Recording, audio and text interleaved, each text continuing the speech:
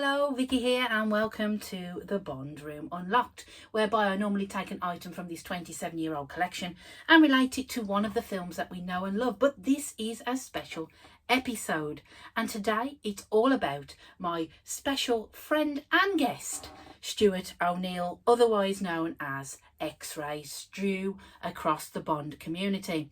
But don't worry, I'll be throwing in a tiny little bit of memorabilia as well as some fan content. But first, let's meet him. Thanks, Vicky. My name is Stuart O Neill, but most people online know me as XRay Stu.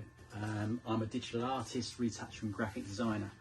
I try not to keep my eggs in one basket. My main bread and butter job is creating and retouching X-ray art, hence the name, which I've done for more than 20 years now.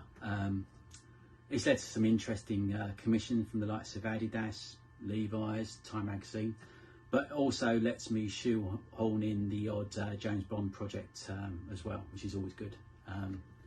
I run another couple of concerns, type of print, which is mainly typographic prints, and sketch prints, which is digitally sketched and painted prints. Both have got an overarching theme of TV and film. It's mainly stuff I'm interested in or watching at the time. Obviously high on the list is always been Bond, and most things Marvel, and with a bit of action and sci-fi thrown in as well. And when did you know that you had a talent for art? Well, from quite a young age really. My mum was a display artist for a local department store, and I basically grew up there. She did all the one-stroke hand lettering for signs, point of sale and window displays. But she also got to paint the Christmas grotto ride every year, and this got me hooked onto art big time. It was a big project. It used to take a couple of months, and every year it would be a different theme. Amazingly, I got to choose what it was. Sadly, I didn't get a James Bond ride out of it, which would have been cool.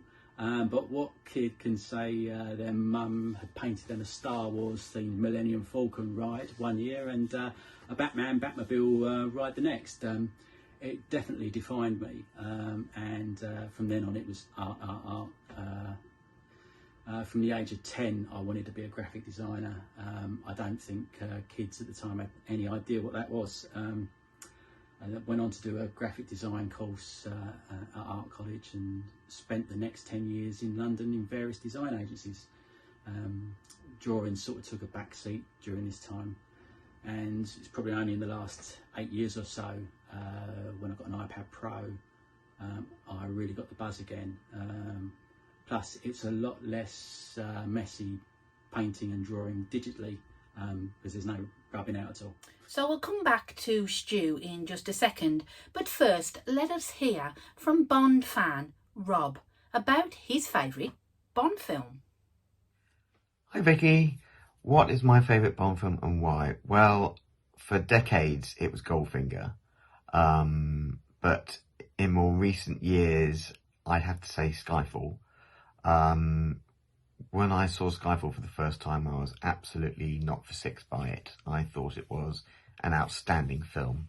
Goldfinger, From Russia with Love and Dr. No were always on a pedestal for me for years. I thought they were untouchable until Casino Royale and Skyfall came along, and particularly Skyfall. I thought that it looks stunning. Roger Deakins' cinematography is beautiful. Every single shot of that film looks like a painting. I could just sit and watch it with the sound turned down and just take in the images. The title song with the opening title sequence is absolutely beautiful. It really is a work of art, masterpiece. And I also love the fact that it's very personal, and you're really delving into Bond's past and who he is, why he's like he is. I think that's great. And also the fact that so much of it is shot in the UK, particularly in London. I work in London. I've lived just outside London. I've spent most of my life in and around London. So to see so much of London in a Bond film, it's almost like Bond has entered my world. To see him jumping on a tube going to Wimbledon. I mean, I've been drinking in Wimbledon for years, so it was like, oh, he's off to Wimbledon. You know, that's wonderful. And I thought that whole scene in the courthouse, with the build-up, with the Tennyson and the music, is just sensational. So yeah, I know a lot of people slag it off and say, oh well, you know, it's a bit too Home Alone at the end, but I don't let that sort of thing. That doesn't bother me. That doesn't bother me in the slightest. So yeah, I think it's a great film. Thanks, Rob. Skyfall sits up there with a lot of fans from the Bond community. Here at TBRU, we've recently analysed the assault on Skyfall Lodge, looking at the whole sequence up to the point where the lodge blows up. If you haven't seen that episode, then check out, just search the Assault on Skyfall Lodge, or you can have a look through the uploads for episode 70.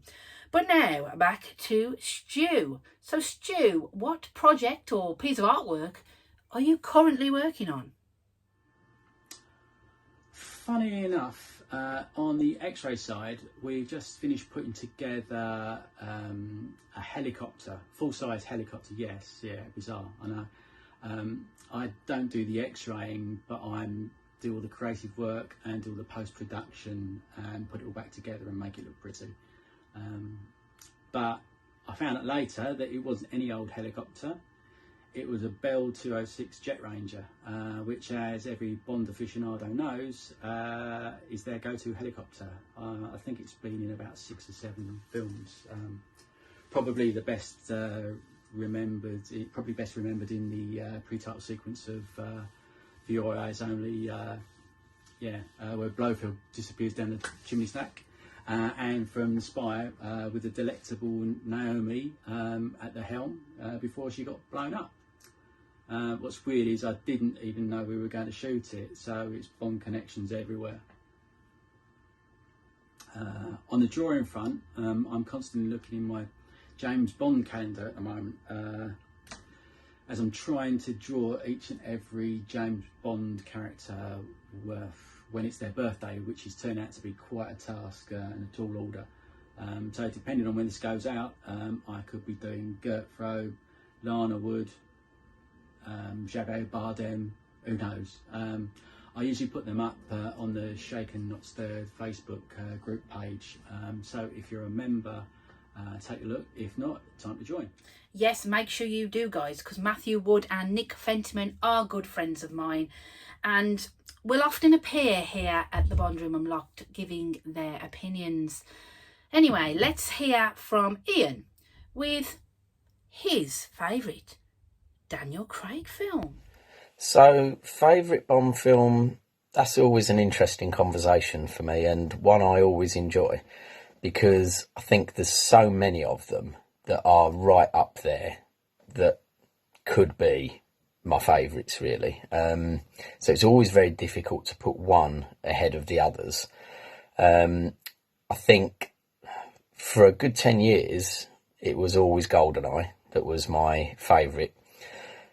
But then Casino Royale beat that just narrowly. And that is the one I always say now is my favourite. Some reasons why that's my favourite.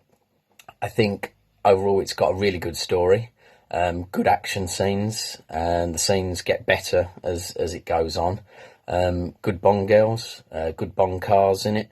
Obviously you've got the lean towards the Aston Martin DB5 in there, which, you know, did it need to be in there? Maybe not, but nice little touch, I suppose. And the Aston Martin DBS, the new one, obviously that was a really good car. So that was nice to see.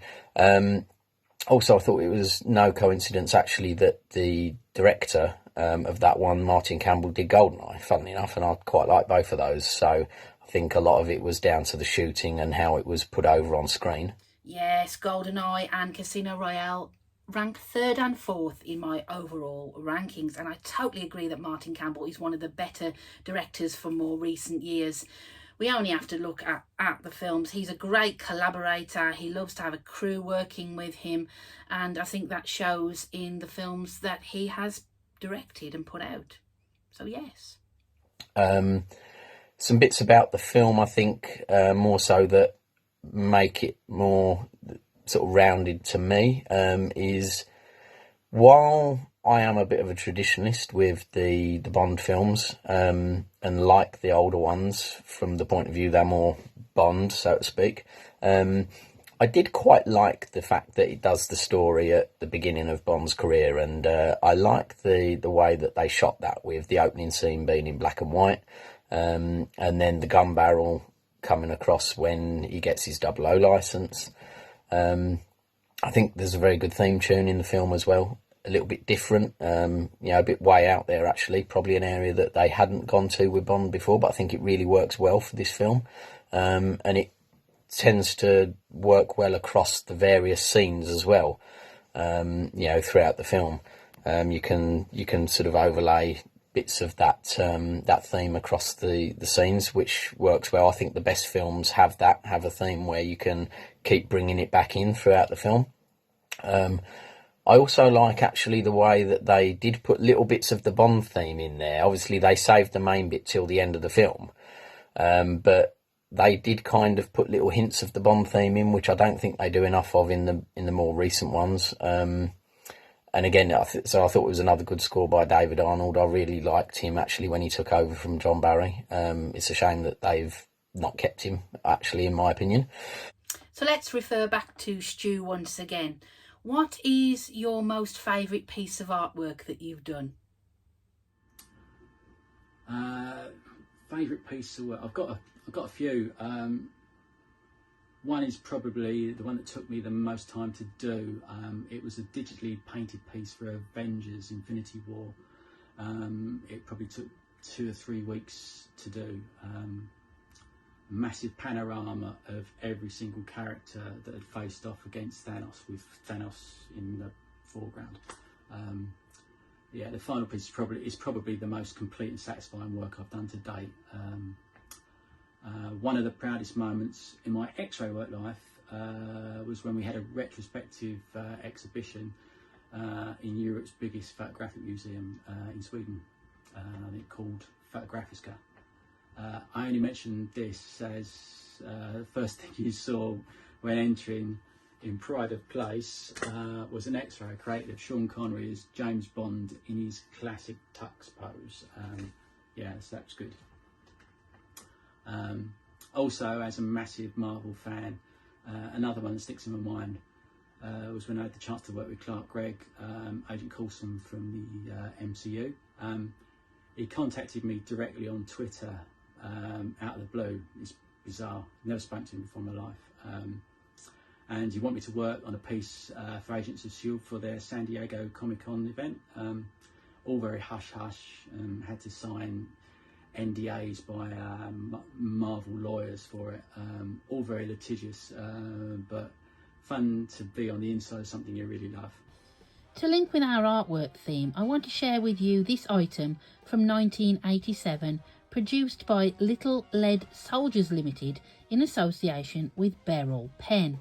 And it is a high-tech plastic nib pen.